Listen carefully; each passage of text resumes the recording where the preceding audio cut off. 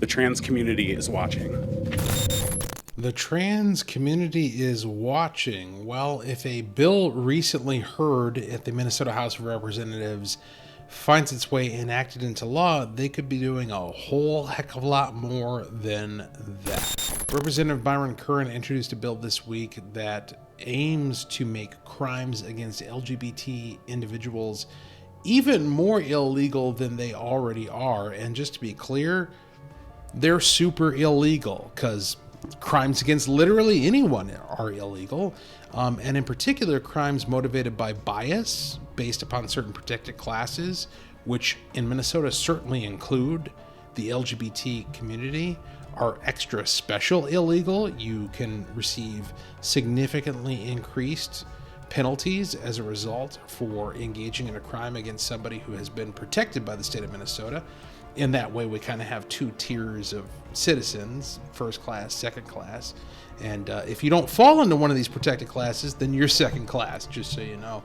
But LGBT is definitely first class. Like if you commit a crime against somebody who identifies as such, you can be guaranteed that you're going to get a more severe penalty than if you commit a crime against anybody else. That's already the law of the land, but in spite of that, we have Representative Byron Curran introducing this bill in order to, for some reason, take away the ability of people to be able to argue in their own defense as to why they engaged in force to defend their own persons. This is a bill that would make it so that we can't use a panic defense in court. So an example would be someone was harmed or murdered, and it came out that the reason for that was that someone was afraid of them because of their sexual orientation or identity. We just want to make sure that there's no place for that defense in the courtroom, and that is the goal of this bill. HF 4657 is a bill that seeks to ban the gay panic or the trans panic defense. And what this defense is, it's a legal strategy in criminal cases that asks a jury to blame the victim's sexual orientation or their gender identity for the defendant's actions. The strategy tells juries that violence is justified against victims who are gay or transgender, and it implies that the event of discovering a victim's identity is so shocking in the moment that it justifies violence. It asks juries to accept this narrative to reduce charges or evade guilty verdicts altogether. So two things are being conflated here. So on the one hand, there's the idea of violence perpetrated on the basis that the victim is LGBT. And of course, literally no one thinks that's okay. There isn't a single person of political prominence anywhere who is arguing that you ought to be able to punch, kick, or murder a person because they are LGBT. That political position does not exist. Yet it is being conflated with the idea that you shouldn't be able to react rationally to the fact that you have discovered that a sexual partner misrepresented what they are. According to the Williams Institute study I referenced earlier, the LGBTQ plus panic defense has been used 104 times in 35 states since the 1960s, resulting in 33% of cases having charges reduced. When you consider the fact that even though this so-called gay panic or trans panic defense has been used in 104 cases, only 33% of them resulted in reduced sentences, which indicates that the vast majority have been rejected. In Minnesota, the state Supreme Court addressed the issue in a 1980 decision, State versus Morgan. In that case, the defendant argued he reasonably believed Mack was about to commit the offense of sodomy against him, and that he was therefore justified in shooting Mack in resisting the offense. So there's your gay panic defense. The next sentence, the court rejected that defense. That raises the question, what were the circumstances that determined whether or not the defense was accepted or rejected? And I would strongly suspect that the circumstances under which the defense was accepted were circumstances where trans identity or LGBT identity in whatever its form was somehow utilized in order to pull the wool over the eyes of a sexual assault victim. As someone who works with several transgender women in particular, that hypothetical doesn't happen in real life, period. It does not. We are fully disclose our transgender status when we are dating, when we are entering interactions out of safety. We would never try to trick anyone. We would never try to insinuate that we were anything other than transgender. And frankly, it is slightly insulting to insinuate that we are trying to trick anyone with our gender while we are dating. One important piece of this is not just banning the defense, but by banning the defense, it eliminates the stage for further harmful rhetoric to a community, to even provide a platform to insinuate that people might be trying to trick others into behavior, that we're being deceptive, that the queer community is somehow violent or to be feared. We are taking that platform away. And that is also a really crucial piece of this bill. Well, eliminating a stage for rhetoric sounds an awful lot like limiting free speech. And onto itself, that is an unconstitutional intention that prima facie ought to completely invalidate this effort on the behalf of Representative Curran.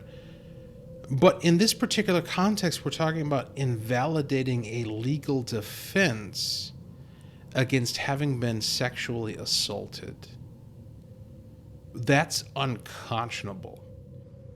Representative Hudson, one Thank you. final. Thank you, Madam Chair. Okay, so since it's got to be the final, I guess I got to go for the gusto here. It appears as though you're suggesting that it is not possible for a trans person to engage in deceptive behavior in an attempt to gain sexual access to another person. I find that prima facie ridiculous. Any person is capable of engaging in deceptive behavior, regardless of whatever protected status they may have.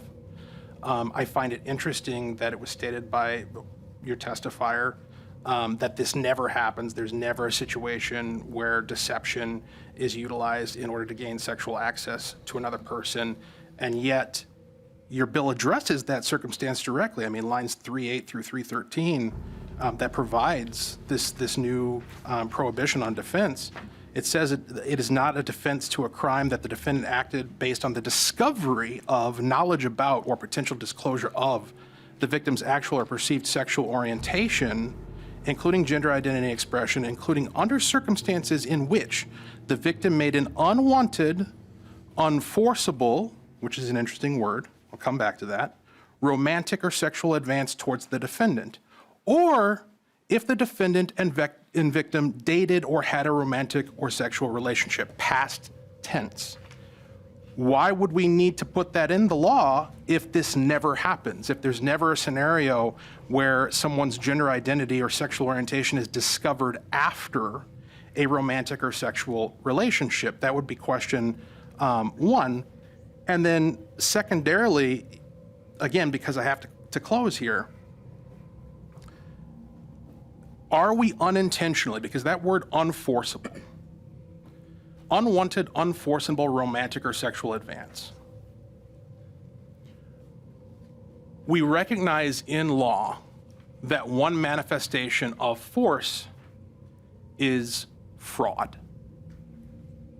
If you present me with a value proposition in order to secure a transaction, and I agree to that transaction based upon the value proposition that was presented to me, and then I discover after the fact that the value proposition that was presented to me was incorrect, factually incorrect, that the value was not there.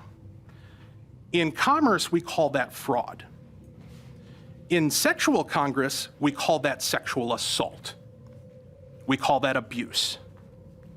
And so it appears as though, intentional or not, and I want to assume it's unintentional, that this bill provides the mechanism through which, hypothetically, we could have a situation where someone who's in the process of being sexually assaulted via deceptive presentation of the value proposition to that interaction finds themselves unable to legally defend themselves against what at that point in the interaction becomes an unconsensual activity, that they would have to simply submit to having been deceived in order to gain sexual access to their body. I guess I'm really confused here because there's a distinction. The reason that it says unwanted, non-forcible advance is the idea is that if there's not force involved, you may not bring force to be involved. Can't bring it in. And so if you have some issue in the relationship, if you feel that somebody in some way has been deceptive, let's say that that in fact happens, are we saying that that justifies the use of force? That somebody can be punched or can be kicked or can be killed? I certainly would hope not. So that is the distinction that's being made here. And then, in fact, the whole point of the bill is that any possibility somebody might consider that force could be justified in such a situation is not something that should be allowed. The very fact somebody might think might possibly read this discussion as to be some sort supporting such a thing is, to my mind, the whole reason for the bill. And again, the idea that somehow deceptiveness in a sexual relationship where force is not involved would possibly justify the use of force, to my mind, is exactly why this is needed. What I am hearing here from Representative Pinto is that it is somehow legitimate for somebody to deceive you in order to gain sexual access to your body. Representative Tapke agrees. And we must reiterate and say very, very clearly that force is not okay. It's just never okay, and we need to make sure that everyone hears that, that no matter what someone's reasoning is, whether they feel duped or whatever it may be, it's never okay. And we need to make sure that from this committee's perspective, from my perspective, that we are saying that. And so thank you for bringing this forward to make sure that we are reiterating that into in state law, because it is evidently very, very necessary. So thank you. This is unconscionable. It's amazing to me that my Democratic colleagues believe that it's okay to, through deception, gain sexual consent for acts that are the most intimate acts we engage in as human beings, and then provide no capacity for people to defend themselves once they realize how they've been deceived.